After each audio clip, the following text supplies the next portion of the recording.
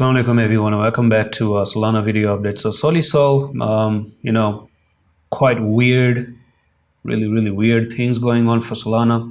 But let me tell you one thing, I don't think Solana is in the mode of dropping down anytime soon just yet. Okay, we have technical targets to the downside, but I would expect Solana to push a little bit higher before dropping, and thanks to Bitcoin we might actually do that, because Bitcoin is the one that is actually interested to move to $18,800. So this is what Bitcoin looks like. Watch the Bitcoin update if you want to learn more, and we have $18,900. so back to Solana charts right here.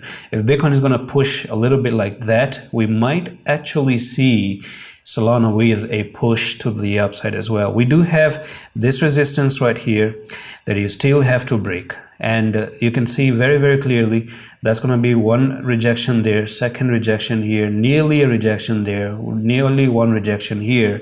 So what I want to see for Solana currently is for Solana to push above this line, backtest that line, and we're good to move to maybe even $16. So this is my take about it on the daily time frame.